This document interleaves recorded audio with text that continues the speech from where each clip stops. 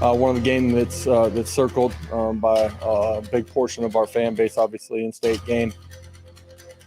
Important that we go finish this off the right way. Gets to the quarterback, and right will be dropped back at the 15. Who has popped and dropped. Tyrone Hines filling the hole. Pitches back to Patterson, 5, 4, 3, touchdown. Here goes right to the end zone. Touchdown, Tennessee. Side 5, 4, working hard, driving, touchdown. Pull down at the 20, 15, 10, 5, 4, 3, 2, 1, 6. Still have a lot of things that we're playing for. First and foremost, this is just a nice opportunity to go play together.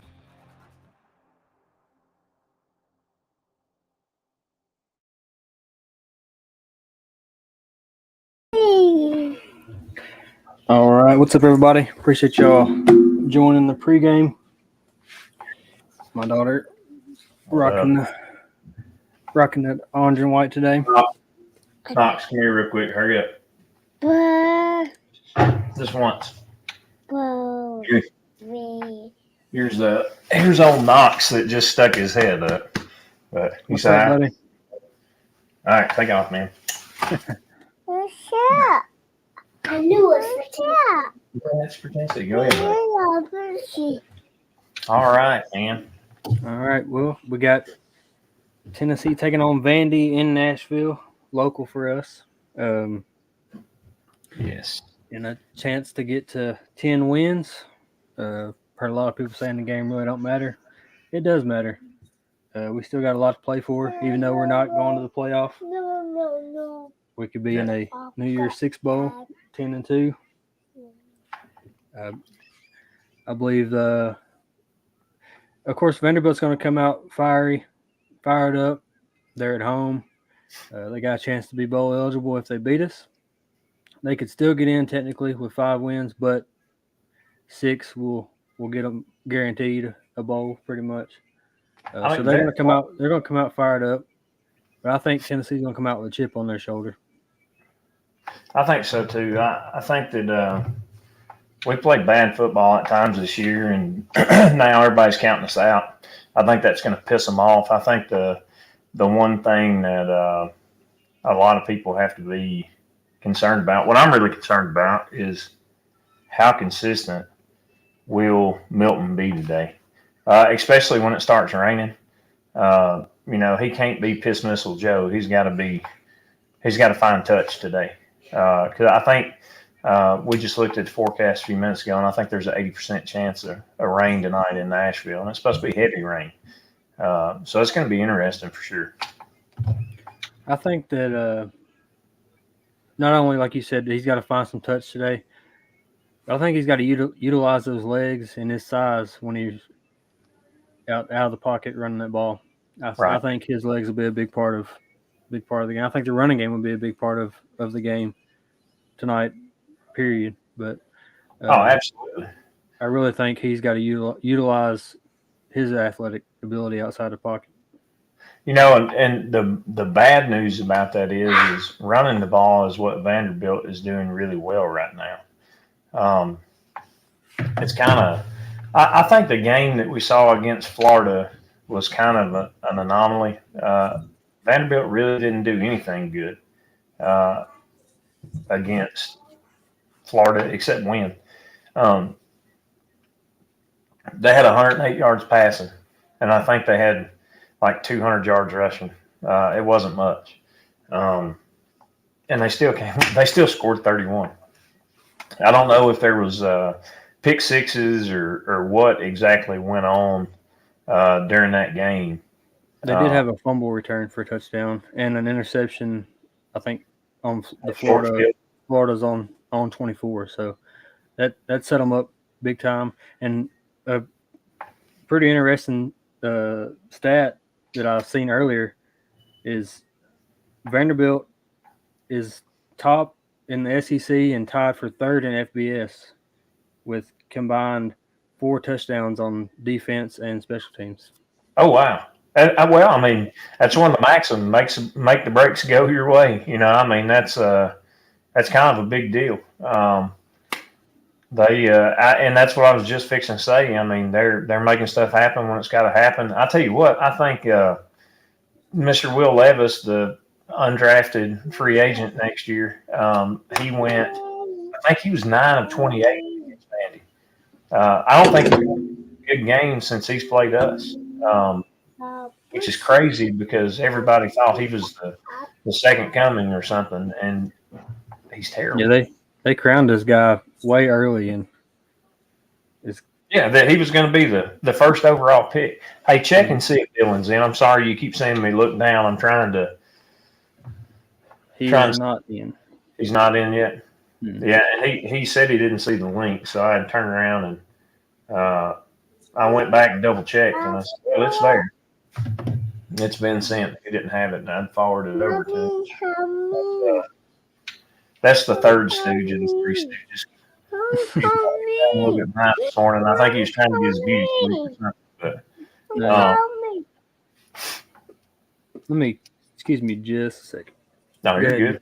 You can go ahead and throw some stats at him. Yeah, so against Kentucky, Vanderbilt was 12 of 23 for 184 yards passing, one passing touchdown, one interception. But running the ball is what absolutely impressed me. Davis had 26 carries for 129 yards and a touchdown. Kind of blew my mind a little bit with their quarterback, Wright. He had 126 yards on 11 carries and a touchdown. So he definitely has the ability to make some things happen if he gets out in the open field. And one of the things that we kind of struggle with is a running quarterback. Not this year so much as last year, but we know that it can hurt us. The good news is my Wi-Fi is working now. That's what the good news it's the Wi-Fi. It wasn't the beauty sleep, was it?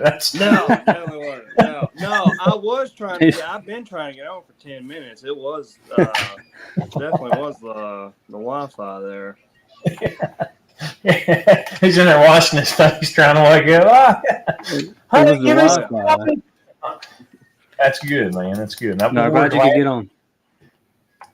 You muted him. Somebody muted him.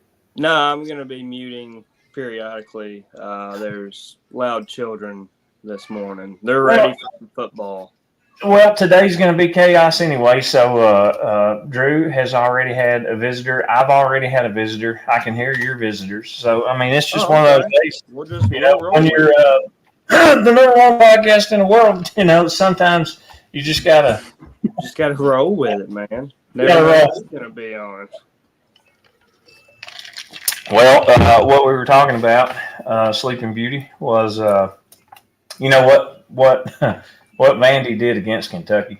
They only had 184 yards passing, 12 of 23, just over 50%, one touchdown, one interception. Which again, let me clarify this: is a hard lesson learned. Stats don't mean anything when you play this because Tim Banks may go prevent defense and blitz 2.7% of the time. Hey, if you're going to beat us, just we're going to make it really easy on you. You're not going to hit an 80-yard pass, but we'll let you hit 40 all day long. Never mind. I'm not going to get mad. I'm not going to live in the past. I'm moving on. But right, he had 184 yards passing against Kentucky. Rushing, he had 126 on 11 carries, which is kind of scary because you don't know which Tim Banks defense is going to show up. We did a really good job against LSU stopping around quarterback.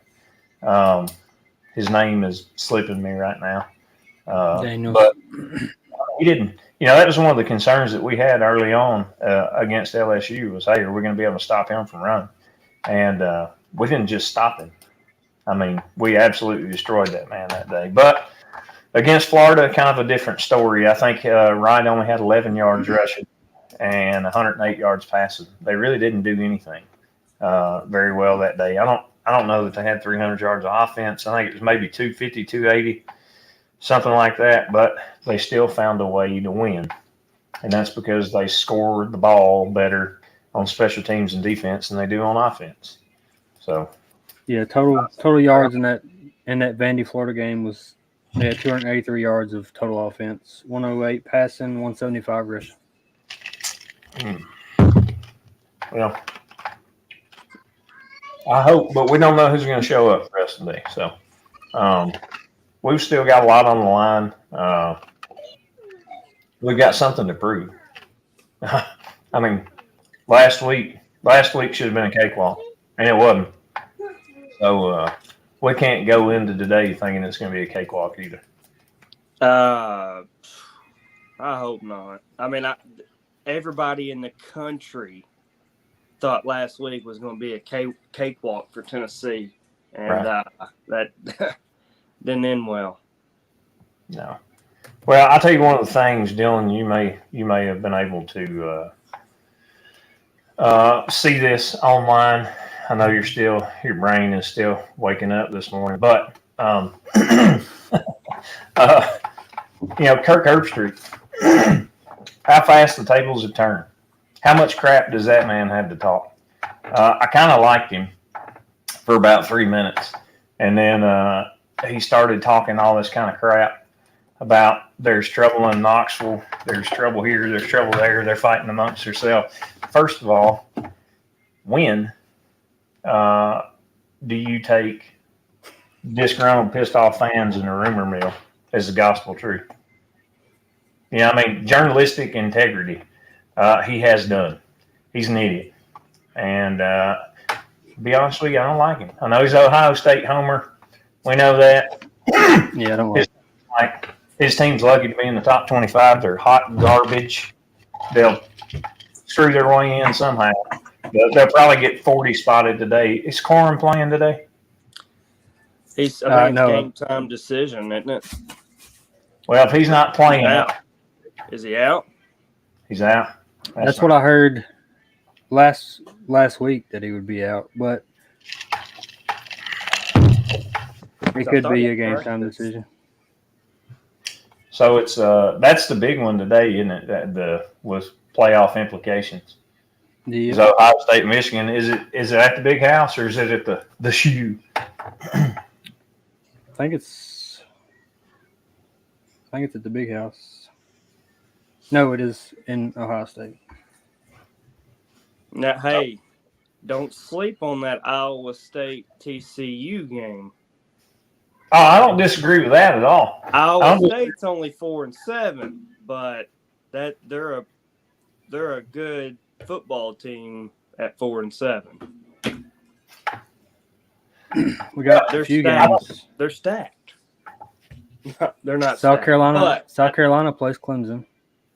Georgia Tech and Georgia. That's always. I think it's South Carolina unless they're riding high and punch drunk. And then Notre Dame and USC play. Louisville and Kentucky. Auburn, Alabama. The USC, Notre Dame, Clemson,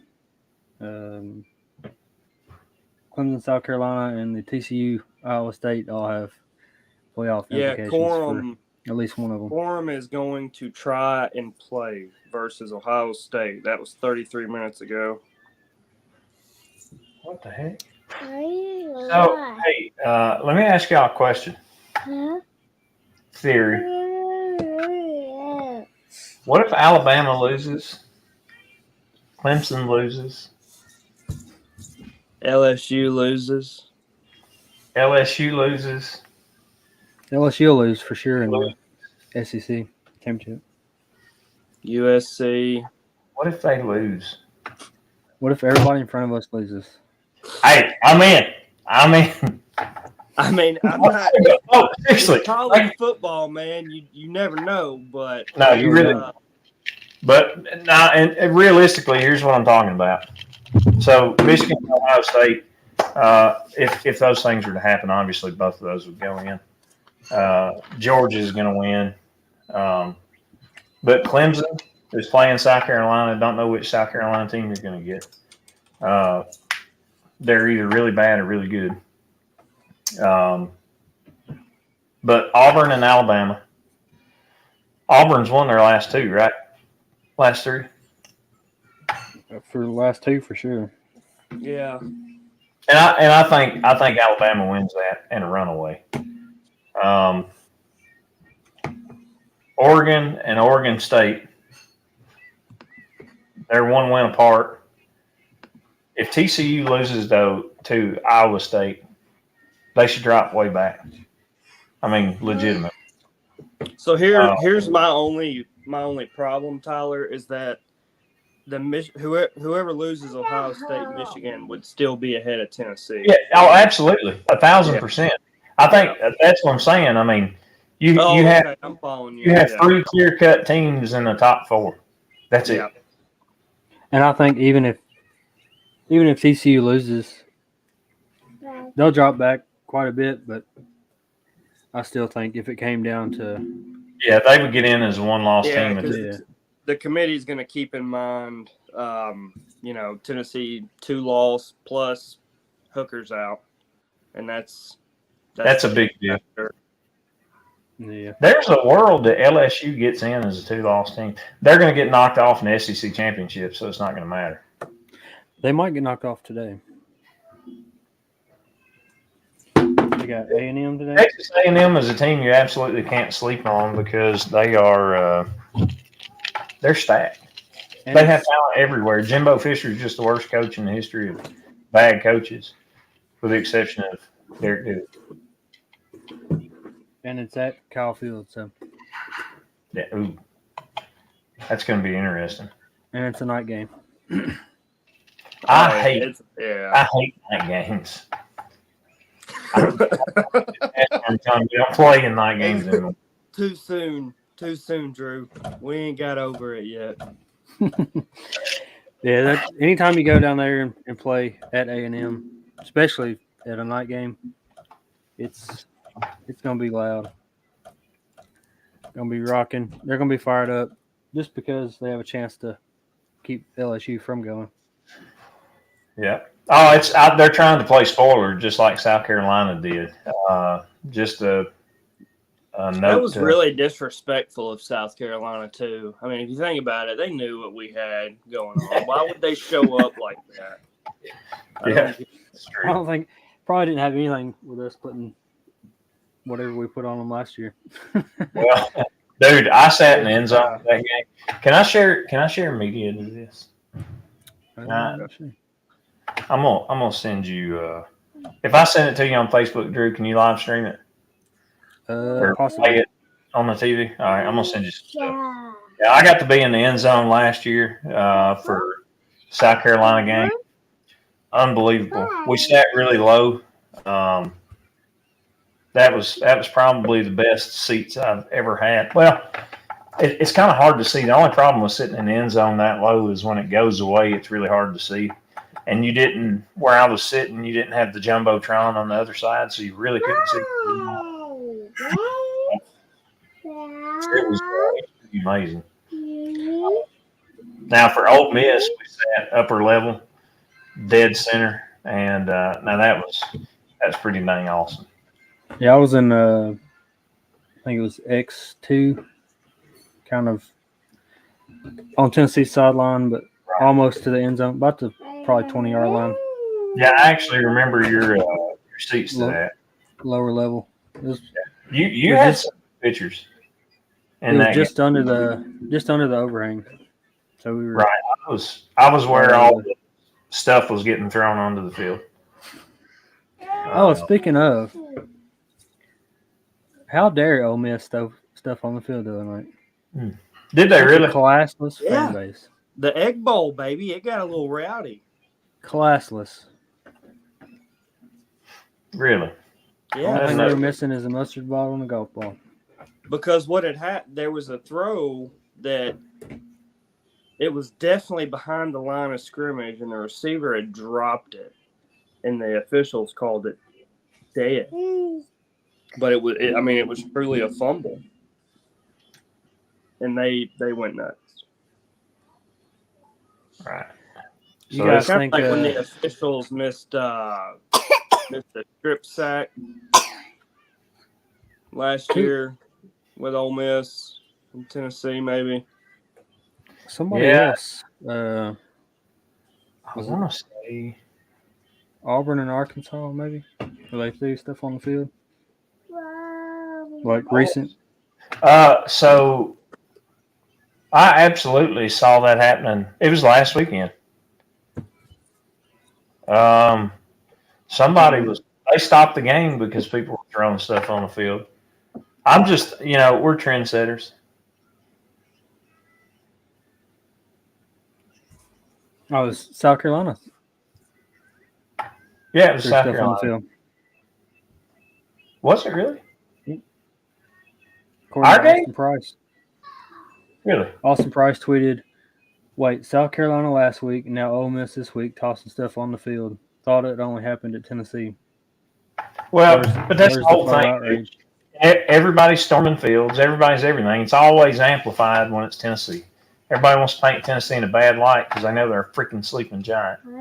We talked about this. We talked about this last night. Dylan, I don't know if you saw the cut sheet or whatever that Drew sent out, but hey, I sent those, Drew. By the way,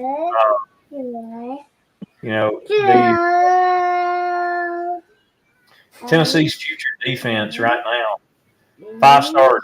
This is just this class, correct? But no, that included. I think Turrentine was a transfer last year. Okay. 23 and 24 commits. 5-star James Pierce, 4-star Joshua Joseph, 4-star Tyree West, 5-star David Hobbs, which again he's 4 or 5 stars depending on where you look. 4-star Chandavian Bradley, 4-star Elijah Herring, 5-star Jonathan Eccles, 4-star Tyree Weathersby, 4-star Trevor Duncan, 4-star Jordan Matthews, 4-star Andre Turrentine, which again this year, I'm telling you, that guy's shown brilliance at times. Like he's a stud. He's going to be a stud. 4-star Cameron Selden, 4-star Ricky Gibson, 4-star Caleb Beasley. So that's the kind of defense you have to start building. That's the whole thing, man, is we just haven't had any dogs. You look at what Georgia does. You look at what Alabama does. They rotate whole units. And, we have to be able to get to that, and that's the only way that you compete consistently. Even when you look at what South Carolina had on defense, you look at their DBs. Their DBs and our DBs are not the same. We got one that looks like a freaking bodybuilder, and that's it. The rest of them just look like monkey kids. And South Carolina had grown men on the defensive side of the ball. Like it really surprised me. I didn't expect to see it like that. But anyway. Who was that one? I think he was number 9. Yeah, I can't remember what his name was. Man, he was huge. Yeah, and that was the one that him and Jalen Hyde, I guess they were rivals in high school. Cam Smith. Cam Smith, that's who it is. Yeah, he's going to be a first-round draft pick. He's solid. Yeah, he was a big. Let's see. I don't know what he weighs in at. We don't have good. Well, Cam Smith is 6'4", 216. He's out. Holy. Yeah.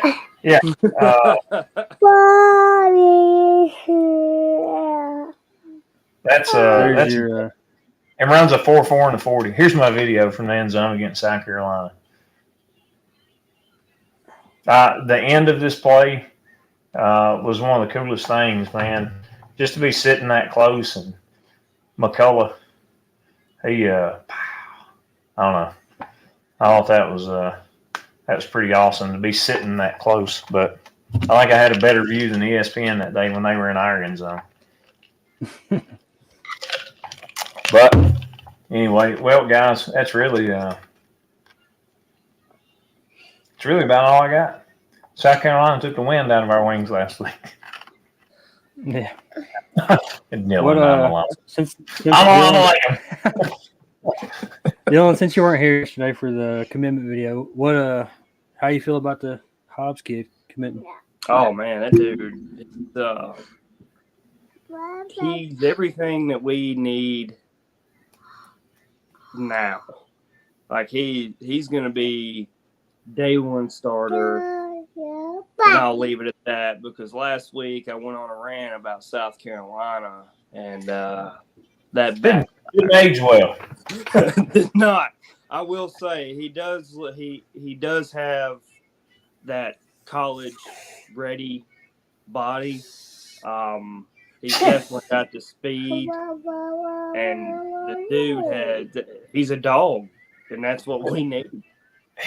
Absolutely. The crazy thing about it is Drew Milton and I were looking at it yesterday, and the videos of him playing tight end are freaking unreal. The dude can move. He 275. The cheat code. He's 275 and runs a 4.7. Now, that's not the fastest man in the world. But when you weigh 275 and you get in the open field, who's coming to hit that man? Nobody. Nobody wants that. And the thing about it is, and I'm not trying to be disrespectful, his quarterback is trash in high school. Like, if you watch, he's having to stop to catch the ball. So he's stop and go almost every time he's throwing the ball. And granted, that was junior year. We didn't see the senior year highlights. Kid could have been 1,000 times better this year. I don't know. But, I mean, he was having to slow down to catch the ball a lot, and they still couldn't do anything with him. So, I mean, he's a guy that you might have some special packages for, let him play. But we also offered that other kid, right, Drew? Yeah, the 6'7". I think he's like 6'7", 250. Tight end Right. he's out of a D2 school, 2-time All-American in D2. So, And that's be glad to have him. a lot of people will knock Division II. A lot of times people that go D2, not D1, it's not D1 AA anymore, but not like going to Tech or Martin or something like that. A lot of times guys go D2. The academic requirements are different. So they go there because they can get in, and then they turn around, they transfer out and go to bigger schools. So it doesn't mean he's not played competition. There has been great talent on that field. I played Carson Newman for a year. Came home, just wasn't the same. But anyway, went over there, got to play with a lot of guys that played in the league. And a lot of people don't realize that there's that kind of talent at those schools. But the reason you don't know that is because on draft day, normally they transferred out to a bigger school. James Banks was one that played at Tennessee. And he caught the Hail Mary that beat Florida years ago, scoring late. And, he came in when he got to Carson Newman. I mean, dude return kicks, anything else. I don't know anybody ever kicked it to him, but there's a lot of talent there, so you can't dismiss D2 guys. I mean, there's good ball players there. In this 2023 class, we have the number one player in Tennessee, number one player in California, number one player in North Carolina, number one player in Virginia, number one player in Kentucky, and number two player in Missouri. And I believe, didn't we just get somebody a while back from South Carolina that was ranked fairly high in South Carolina? I don't know. Yeah. Oh, man, I wish you wouldn't have asked that because I was just looking at it. It was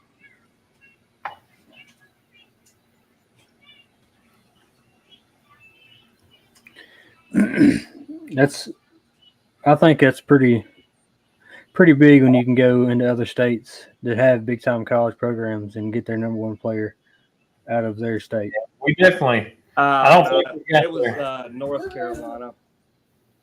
Okay. Yeah, I believe it's pretty big time when you can go still other state recruits like that. We've seen that numerous times while Tennessee was kind of down. Other big schools come in. I'm sorry, Tennessee. Drew. It was South Carolina. It was just I was looking at the 23 class. He's for the 24 class. That Mazio Bennett kid. Yeah, receiver. The receiver. Yeah, but he's number 3 in South Carolina there.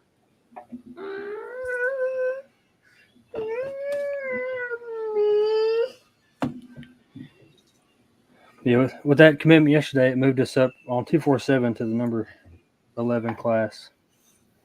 In the That's nation. good. That's good. And I still think by the time all the rankings are done, I feel like we're top 10. And we're not done yet, by no means. We're going to get some more recruits come early signing day and national signing day. So, Dylan, are you going today? No, I've got. I wish, man. I've got that wedding for my buddy. Wedding rehearsal tonight. Rehearsal. Tell them they can film it and send you the footage, and you can. Hey, I've after this, I have no more weddings that I'm in, but I'm gonna let everybody know, and this is my PSA: if you get married during college football season next year, I'm not coming. Okay, it's not happening. Listen, It could be listen. my wedding, and I'm married. I'm not going. I'm gonna go ahead and tell you this. This is I'm not gonna say it too loud because he may be listening, but